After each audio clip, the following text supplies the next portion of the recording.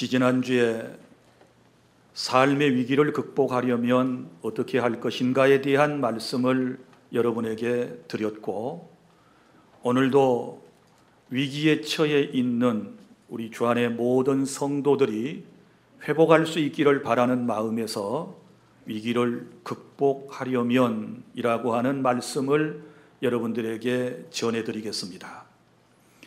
위기라고 하는 것은 누구에게나 찾아오는 것입니다. 특별히 개인적인 위기는 질병입니다.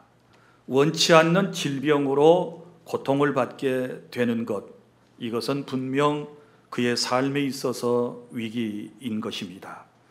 또 어떤 사람은 사업에 실패를 한다든지, 그리고 실직을 경험하게 된다든지, 또한 이별하고 사별하는 이런 경우도 분명 그의 인생에 있어서 위기일 것입니다. 뿐만 아니라 무슨 일에 누명을 쓴다든지, 그리고 원치 않은 여러 가지 일들을 경험하게 되었을 때 자신도 모르는 사이에 삶이 이제 위축되고 또한 실망과 좌절을 맛보게 된다면 이것은 분명 위기일 것입니다. 여러분, 위기라고 하는 것은 개인에게도 있지만 국가적, 민족적 위기도 있는 것입니다. 이 땅에 지진이 빈번히 발생하고 있고 세계 곳곳에 홍수로 인한 심판과 같이 그렇게 사람들이 고통을 받고 있습니다. 또한 전염병으로 인하여 얼마나 많은 사람들이 지금 위기의식을 느끼고 있습니까? 민족적인 내란이라든지 외세의 침입을 받게 되면 이것은 분명 국가적 위기이다라고 말할 수 있을 것입니다. 사람들은 개인적으로 혹은 국가적으로 어떤 위기가 찾아오게 되면 대부분 네 가지 반응을 보이게 되는데, 그 첫 번째 반응은 도피하려고 하는 사람이 있습니다. 환난의 장소를 떠나서, 위기의 현장을 떠나서 어디론가 도피하려고 하는 그런 마음을 갖는 것입니다. 여러분, 우선 피하고 보자는 것입니다. 우리 구약 성경에 엘리야라고 하는 선지자가 그랬습니다. 하나님의 놀라운 능력을 체험하고 행한 선지자였으면서도 한때 믿음이 약해졌지 않았습니까? 그것은 아합과 이세벨, 왕과 왕비의 그리고 그 정권의 박해로 인하여 두려움을 느끼게 되었을 때 그는 도피했던 것입니다. 사람은 누구나 다 이런 위기를 경험하게 되는 것이지요. 또 어떤 사람은 포기하는 사람이 있습니다. 위기가 찾아오면 이것은 내 운명이구나, 이것은 내 숙명이구나, 이렇게 생각을 하다가 극단적인 선택까지 하는 이런 안타까운 분들이 우리 주변에 있는 것을 볼 수 있습니다. 그리고 또 어떤 분들은 위기가 찾아오면 아주 반항적인 태도를 취하면서 원망과 불평을 더욱 심하게 하는 이런 경우들이 있지 않습니까? 구약 성경에 나타난 욥기서 1장 2장에 나타난 욥의 아내가 바로 그런 사람입니다. 자신의 남편인 욥이 여러 가지 시험과 환난을 겪지 않습니까? 자, 그의 재산은 풍비박산났습니다. 그리고 그의 몸에는 병이 들었습니다. 그리고 많은 사람들에게 인격의 손상함을 입었습니다. 그러나 그럼에도 불구하고 욥은 여러분이 잘 아시는 것처럼 하나님을 배신하지 아니하고, 주신 자도 하나님이시고 취하신 자도 거두가신 분도 하나님이신데 어찌 내가 하나님을 원망하겠습니까? 그러면서 오히려 하나님을 찬송했거든요. 바로 이 모습을 지켜보았던 그의 아내가 했던 말들을 여러분은 기억하실 것입니다. 남편에게 뭐라고 얘기했습니까? 당신은 이런 상황에서도 순전한 당신의 믿음을 지키려고 합니까? 이런 고통 가운데서도 당신은 하나님을 인정하고 모든 것이 그분의 은혜라고 고백할 수 있습니까? 나 같으면 차라리 하나님을 저주하고 죽어버리겠소, 이렇게 말하는 모습을 볼 수 있지 않습니까? 이런 사람들은 아주 반항적인 태도를 가지고 있는 것이지요. 어떤 어려움이 오면 그것을 해결하려고 노력을 하는 것이 아니고 오히려 화만 내고 역정만 내고 투덜거리면서 문제를 더 힘들게 만들어가는 이런 경우들이 있는 것이지요. 그러나 이제 오늘 우리가 기대하는 네 번째 부류의 사람은 어떤 위기나 환난이나 역경이 찾아오면 이것을 적극적으로 대처해 나가려고 하는 그런 사람이 있는 것이지요. 특별히 하나님을 믿는 사람들은, 주 예수 그리스도를 구주로 영접하고 믿음으로 살아가는 사람들은 신앙 안에서, 말씀 안에서 그 문제를 해결해 보려고 발버둥을 치는 이런 멋진 인생이 있다는 사실을 여러분이 기억하시기를 바랍니다. 개구리 3마리가 우유통에 빠졌습니다. 첫 번째 개구리는 우유통에 빠지자마자 이런 생각을 했습니다. 이것은 내 운명이구나 생각을 하고 모든 것을 체념한 채 그 죽음을 받아들이기로 했습니다. 그리고 가만 그대로 있다가 이 우유통에서 개구리는 죽었습니다.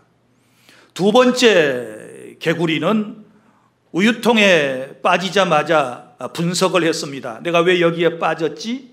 그리고 어떻게 하면 이 우유통에서 빠져나갈 수 있을까? 여러 가지 궁리를 했지만 그는 결국 나는 이곳에서 나갈 수 없다는 결론에 도달하게 되었고, 모든 것을 체념을 하고 그 다음에 그대로 죽었습니다. 그 다음에 세 번째 개구리는 우유통에 빠지자마자 정신을 바짝 차리고 차분히 현실을 직시하면서 생각을 하기를 시작했습니다. 그리고 그의 머리에 반짝하는 생각이 떠올랐습니다. 그는 우유 밖으로 자기의 코를 내밀었습니다. 그리고 무엇인가를 부지런히 하기를 시작했습니다. 이제 그 우유통에 잠겨서 아래 다리로는 계속해서 휘젓기를 시작했고, 그리고 위에 손을 가지고서는 부지런히 움직이기를 시작했습니다. 내가 이러고 있는 동안에 아마 누군가가 와서 구해줄 거다. 그리고 사람이 살 때, 개구리가 살 때까지 살아야지, 아마 그런 생각을 했겠지요. 그래서 부지런히 발버둥을 치고 있는데, 한참을 그렇게 하고 난 뒤에 이제 자기 발끝에 뭔가 딱딱한 것이 느껴지기를 시작했습니다. 그래서 발끝을 가지고 이제 주변을 확인을 해보았더니 뭔가 아주 딱딱한 것이 딱 발에 걸리기를 시작했고, 그리고 그것을 딛고서 일어섰습니다. 나중에 알고 보니까 우유를 계속해서 져서 되니까 이것이 버터가 돼가지고 쌓이게 되었고, 개구리는 그 위를 밟고 밖으로 나와서 살게 되었다라고 하는 이야기가 있습니다. 사랑하는 주 안의 성도 여러분, 우리가 인생을 살다가 어떤 위기를 당하고 환난과 역경과 시험과 풍파를 경험하게 되었을 때 모든 것을 자포자기하지 말고 우리는 어떻게 해야 될까요? 믿음 안에서, 말씀 안에서 하나님을 의지하고 살아보려고 하는 발버둥침이 저와 여러분에게 있어야 될 줄로 믿으시기를 바랍니다. 이러한 인생을 하나님께서 더욱 긍휼히 여기시고 위기를 극복할 수 있는 지혜를 주시고 힘을 주시고 하나님의 손길을 내미셔서 주님이 건져주실 줄로 믿으시기를 바랍니다. 주님의 명령을 따라서 물 위를 잘 걸어가던 베드로가 갑자기 물속에 빠져들어가는 위기의 순간에 그가 뭐라고 고백했습니까? 주여 나를 구원하소서 하며 다급하게 주님을 향하여 외치게 되었을 때 그가 구원받는 놀라운 은혜가 있었음을 여러분이 기억하시기를 바랍니다.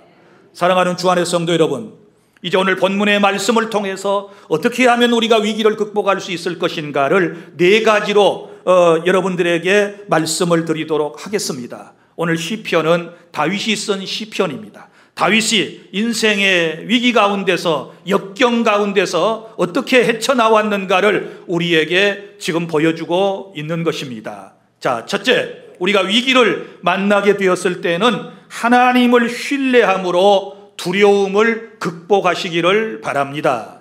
오늘 1절부터 3절까지 말씀에 이런 표현이 나오지 않습니까? 여호와는 나의 빛이요 나의 구원이시니 내가 누구를 두려워하리요. 여호와는 내 생명의 능력이시니 내가 누구를 무서워하리요. 자, 여기 말씀해 보면 위기의 순간에 내가 누구를 두려워하리요, 내가 누구를 무서워하리요. 3절에서도 보면 내 마음이 두렵지 아니하며 나는 여전히 태연하게 살 수 있습니다. 이런 고백을 하고 있는데 여기에는 놀라운 비결 3가지가 또 포함되어 있습니다.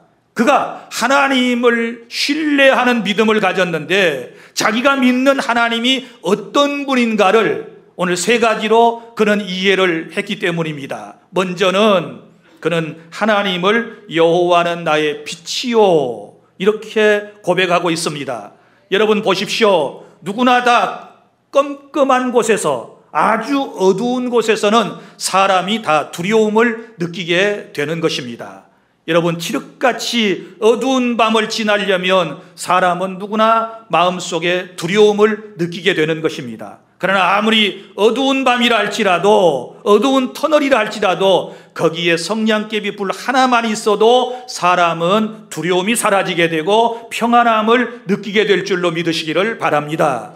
그러니까 다윗은 지금 자기 자신이 처해 있는 환경이 어두움 가운데 있는 삶이라고 생각을 했고, 하나님이 빛으로 자신의 삶 속에 임하게 되셨을 때 그는 모든 환난을 극복할 수 있다라고 하는 믿음을 가지게 되었을 때 그의 마음속에는 두려움이 떠나가게 되었음을 믿으시기를 바랍니다. 할렐루야. 그리고 또 다윗은 하나님을 어떻게 표현하고 있습니까? 나의 구원이시니. 자, 하나님은 구원의 하나님이시다. 그런데 2절 3절에 보면 원수들이 다윗을 죽이기 위해서 여기 보면 정말 다 에워싸고 있다. 군대가 나를 대적하여 진칠지라도 이렇게 말씀을 하고 있지 않습니까? 또 전쟁이 일어나서 나를 치료할지라도 이런 표현들이 나오게 되는데 그는 지금 위기에 있는 것입니다. 그런데 그런 순간에서도 그가 분명히 믿는 것은 내가 어떤 형편에 있든지 나를 구원하실 분은 하나님이시다. 할렐루야. 하나님은 우리의 구원자이심을 믿으시기를 바랍니다. 어떤 세력들도 다 물리치고 나를 구원해 주실 분은 하나님 한 분밖에 없다라고 하는 사실을 믿으시기를 바랍니다. 내 인생을 사람이 구원할 수 없어요. 하나님께서만이 위기에 처한 이 나라의 민족과 저와 여러분을 구원해 주실 것입니다. 이 믿음을 가지면 두려움이 떠나가게 될 것입니다. 이 믿음을 가지면 무서울 것이 없는 줄로 믿으시기를 바랍니다. 그 다음에 또 다윗은 뭐라고 하나님을 고백합니까? 내 생명의 능력이시니. 하나님은 생명의 능력이시다. 이 말을 직역하면 내 생명을 지켜주시는 분은 누구이신가? 하나님이시다 라고 하는 말씀입니다. 사랑하는 여러분, 우리가 분명히 믿는 것은 인간의 생사화복은 하나님께서 주관하심을 믿으시기를 바랍니다. 태어나고 살고 죽는 것 다 하나님의 소관인 것입니다.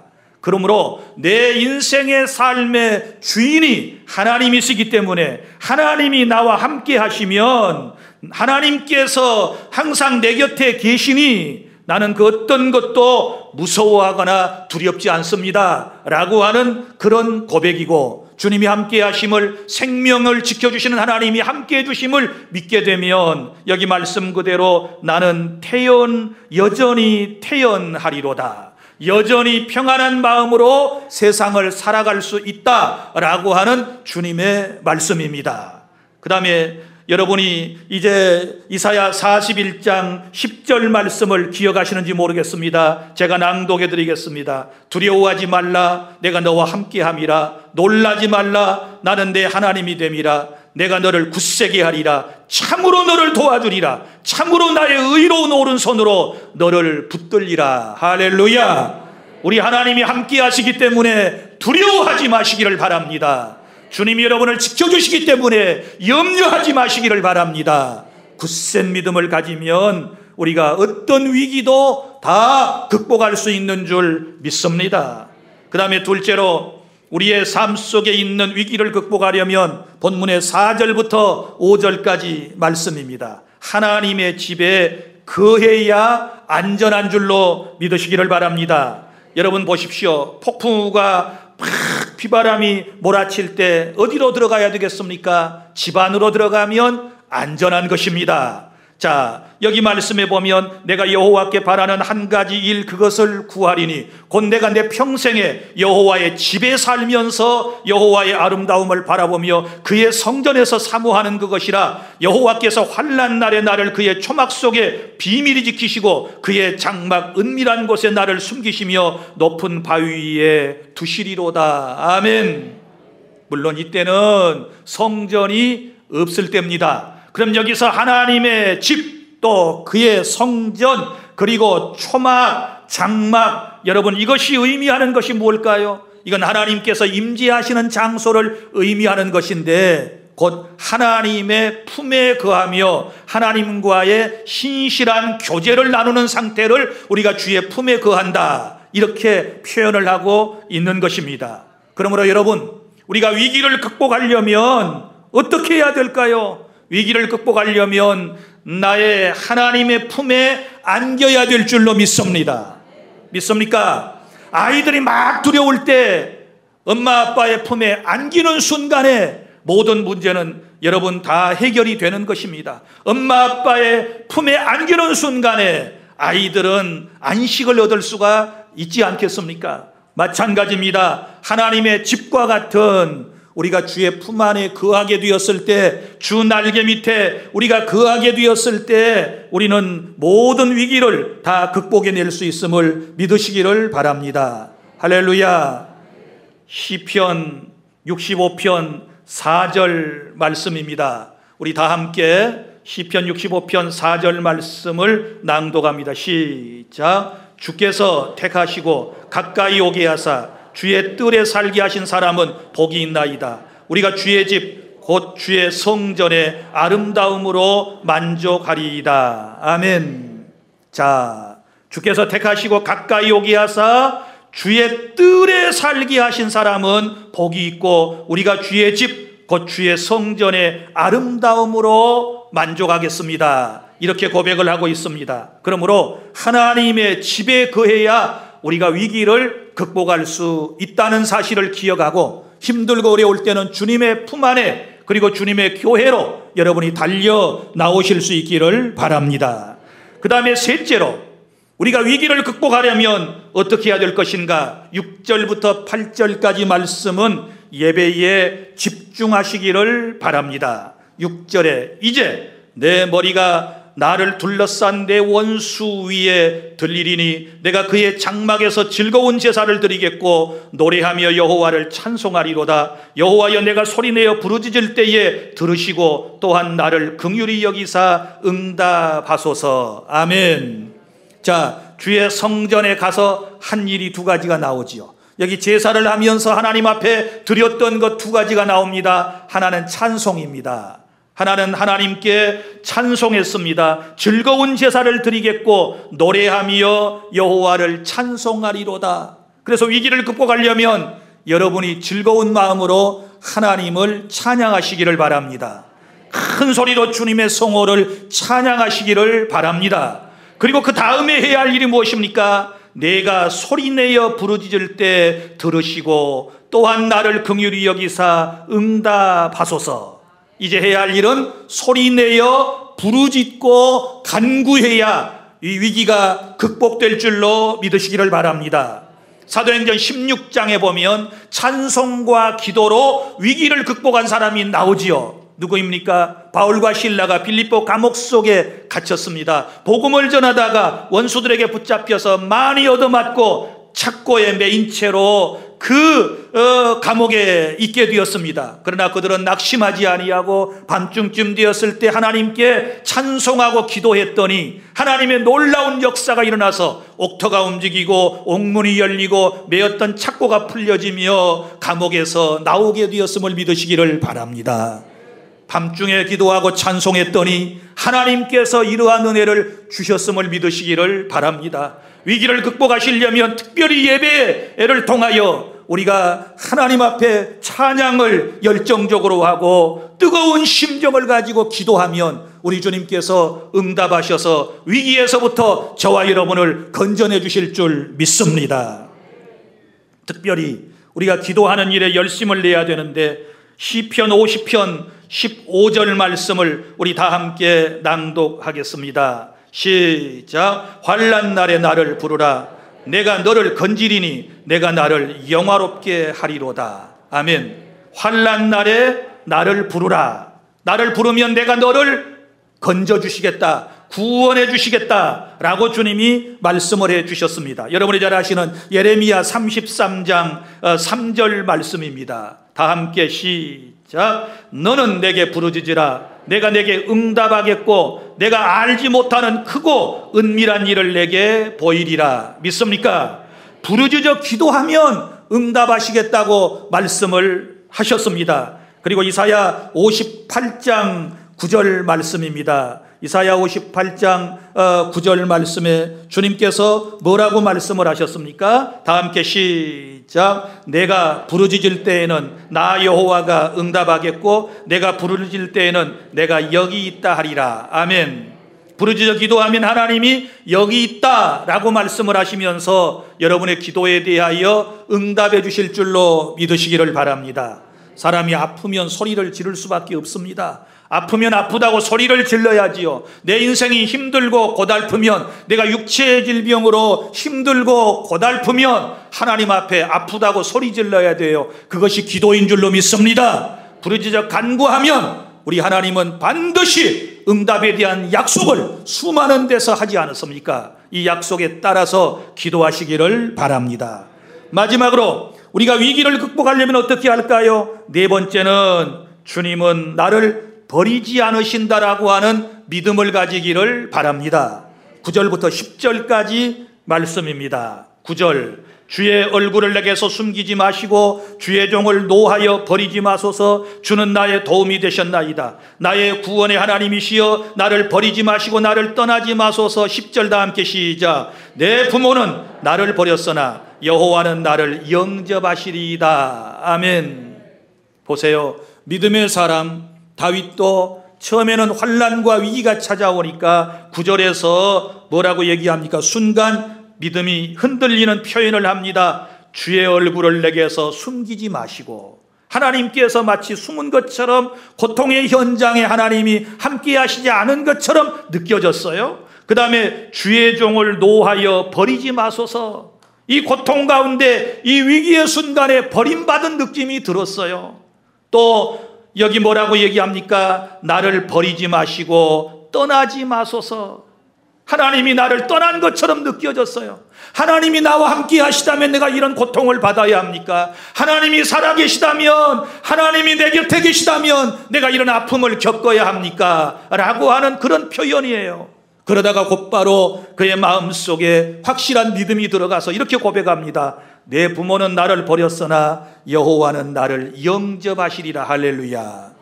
우리 하나님은 절대로 세상 끝날 때까지 저와 여러분을 버리지 아니하실 줄로 믿으시기를 바랍니다. 사람은 버릴 수 있습니다. 그러나 하나님은 절대로 우리를 버리지 아니하실 줄로 믿습니다. 사람은 떠나갈 수 있습니다. 그러나 하나님은 절대로 떠나지 아니하십니다. 할렐루야.